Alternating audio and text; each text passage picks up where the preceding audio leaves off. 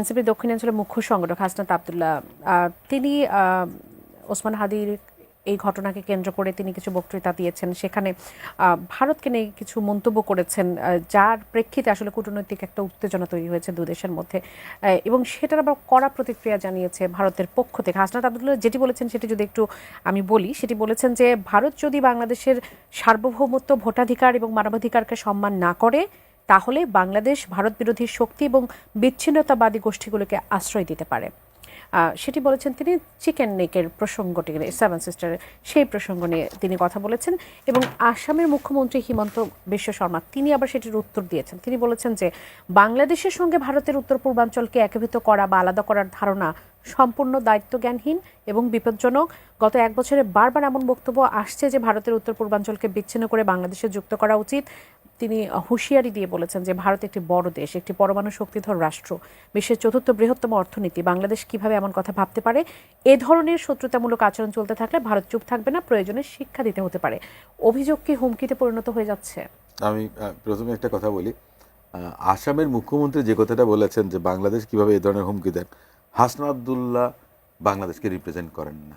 তিনি একটা রাজনৈতিক দলের একজন নেতা, শীর্ষ নেতা নিঃসন্দেহে, এবং জুলাই আগস্ট অভ্যুত্থানে তার অনেক বড় অবদান আছে। যেহেতু তারা একটা রাজনৈতিক দল করেছেন, আমি কাউকে আন্ডারমাইন করছি না। বাংলাদেশে দেখেন anti Indian sentiment, pro Indian sentiment দুটো বিষয় কাজ করে নির্বাচনকে কেন্দ্র করে। তো সেক্ষেত্রে এটা তাদের একটা টেকনিক হতে পারে যে ভারত বিরোধিতা করে যদি ভোটের মার্কেটে যদি ক্যাপিটালাইজ কিছু করা যায়, এটা একটা বিষয়। বাংলাদেশ সবসময় তার নিজের দেশের জনগণের স্বার্থ নিয়েই কিন্তু কাজ করে যাচ্ছে। এর আগে যখন আওয়ামী লীগ গভর্নমেন্ট ছিল, ফেসিস্ট ছিলেন যারা, তারা মনে করেন যে ট্রেডের বিষয়ে বলেন, করিডোর দেওয়ার বিষয়ে বলেন, আপনার লেভি ইম্পোজিশনের ক্ষেত্রে মনে করেন যে অনেক কমিয়ে দিয়েছে কিংবা অনেক ক্ষেত্রে নেয়নি, সেটা রাষ্ট্রের স্বার্থ বিকিয়ে দিয়ে করেছে। সেটা হচ্ছে যে ভারতের অনুকম্পাটা যেন তাদের পক্ষে সব সময় থাকে, সেটা এক ধরনের বিষয় ছিল। কিন্তু বাকি সময়ে কোনো সরকার আপনার এই যে ভারতের মাটিতে আপনার সেসেশনিস্ট মুভমেন্ট, যেটা সেপারেশনিস্ট মুভমেন্ট, বিচ্ছিন্নতাবাদী আন্দোলন হারবারিং করা, এটা কখনো ছিল না। বিএনপির বিরুদ্ধে এই ধরনের অভিযোগ এসেছিল, কিন্তু সেটা দেখা গেছে যে আলটিমেটলি, আমি যেটা মনে করি যে বিভিন্ন অন্য দেশের গোয়েন্দারা মনে করেন যে আমাদের মাটি ব্যবহার করতে পারে, ভূখণ্ড ব্যবহার করতে পারে, অনেক কিছু হতে পারে।